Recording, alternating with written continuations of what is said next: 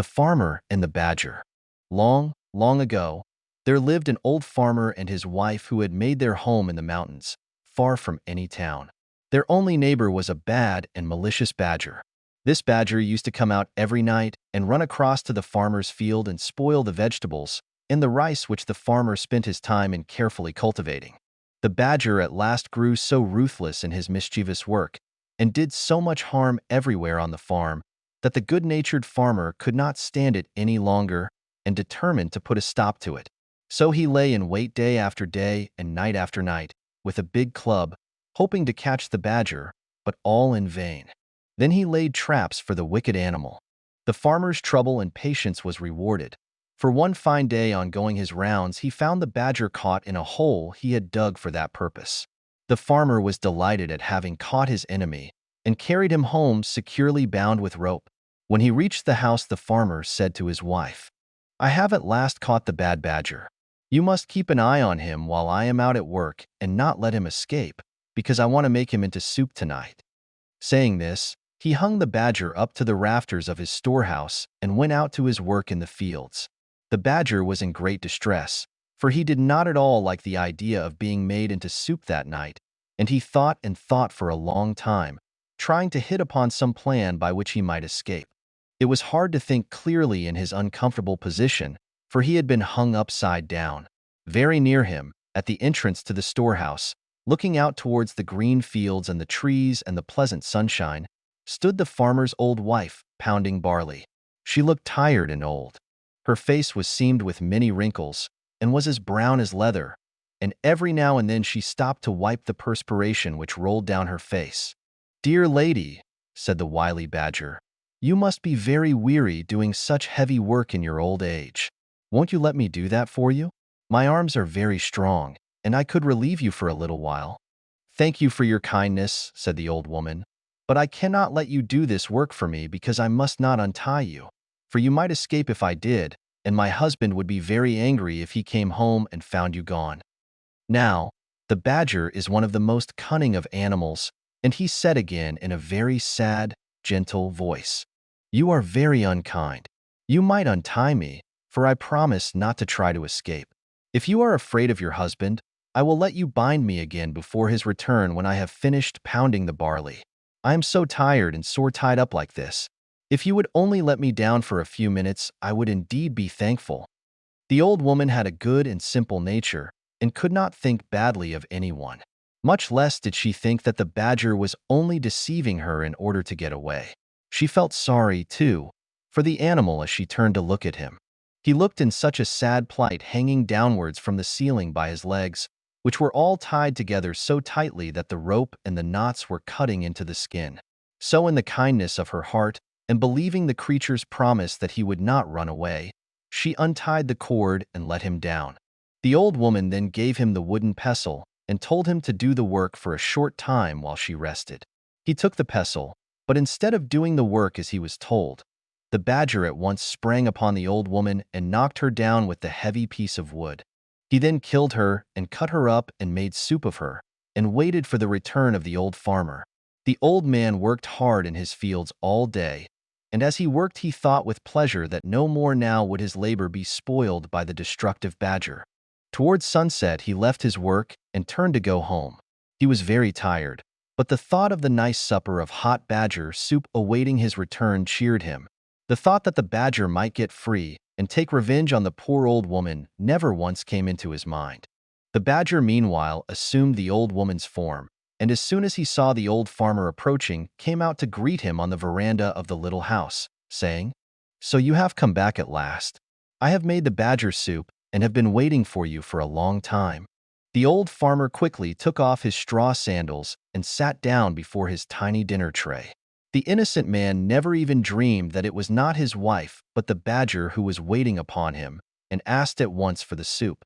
Then the badger suddenly transformed himself back to his natural form and cried out, "You wife-eating old man, look out for the bones in the kitchen." Laughing loudly and derisively, he escaped out of the house and ran away to his den in the hills. The old man was left behind alone. He could hardly believe what he had seen and heard. Then when he understood the whole truth, he was so scared and horrified that he fainted right away. After a while, he came round and burst into tears. He cried loudly and bitterly. He rocked himself to and fro in his hopeless grief.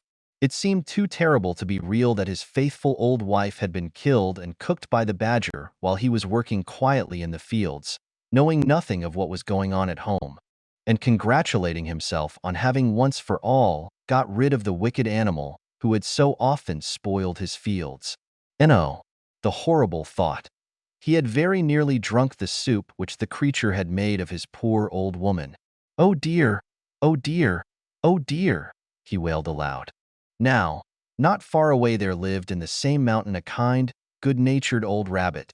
He heard the old man crying and sobbing, and at once set out to see what was the matter, and if there was anything he could do to help his neighbor. The old man told him all that had happened.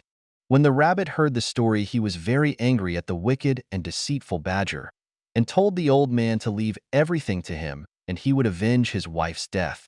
The farmer was at last comforted, and, wiping away his tears, thanked the rabbit for his goodness in coming to him in his distress. The rabbit, seeing that the farmer was growing calmer, went back to his home to lay his plans for the punishment of the badger. The next day the weather was fine, and the rabbit went out to find the badger. He was not to be seen in the woods or on the hillside or in the fields anywhere, so the rabbit went to his den and found the badger hiding there, for the animal had been afraid to show himself ever since he had escaped from the farmer's house, for fear of the old man's wrath. The rabbit called out, "Why are you not out on such a beautiful day? Come out with me, and we will go and cut grass on the hills together." The badger, never doubting but that the rabbit was his friend, willingly consented to go out with him, only too glad to get away from the neighborhood of the farmer and the fear of meeting him.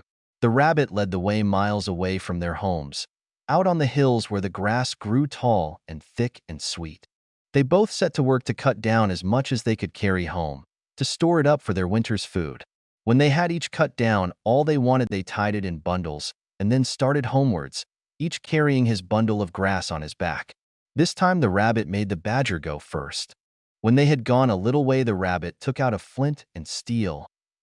Striking it over the badger's back as he stepped along in front, set his bundle of grass on fire. The badger heard the flint striking and asked, "What is that noise? Crack, crack?" "Oh, that is nothing," replied the rabbit. "I only said crack, crack because this mountain is called Crackling Mountain." The fire soon spread in the bundle of dry grass on the badger's back. The badger, hearing the crackle of the burning grass, asked, "What is that?" "Now we have come to the burning mountain," answered the rabbit. By this time the bundle was nearly burned out, and all the hair had been burned off the badger's back. He now knew what had happened by the smell of the smoke of the burning grass. Screaming with pain, the badger ran as fast as he could to his hole. The rabbit followed and found him lying on his bed groaning with pain. "What an unlucky fellow you are," said the rabbit. "I can't imagine how this happened. I will bring you some medicine which will heal your back quickly."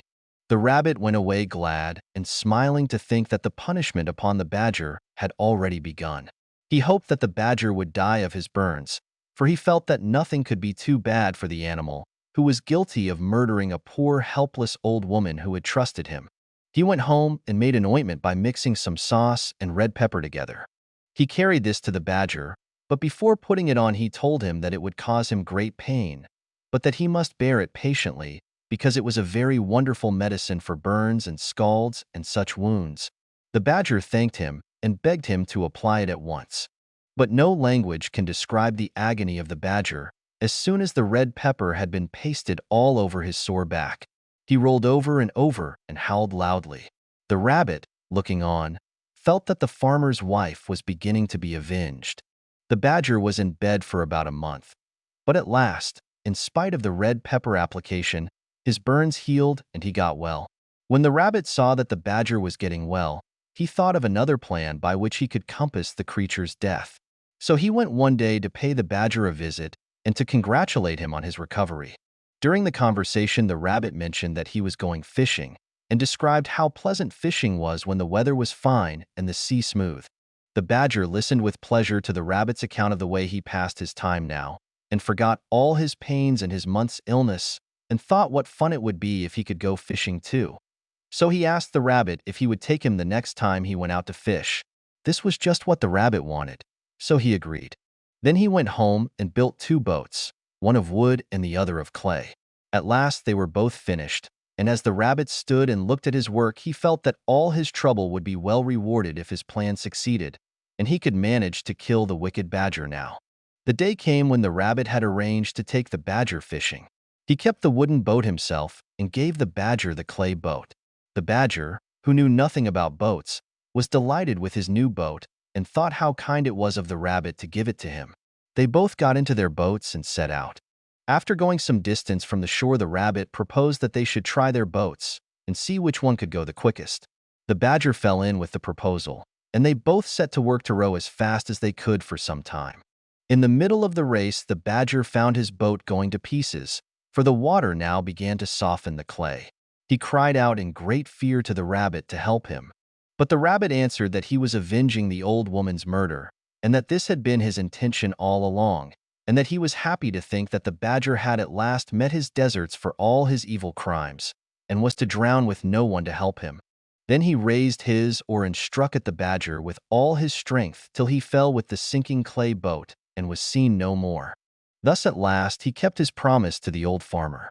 The rabbit now turned and rowed shorewards, and having landed and pulled his boat upon the beach, hurried back to tell the old farmer everything and how the badger, his enemy, had been killed.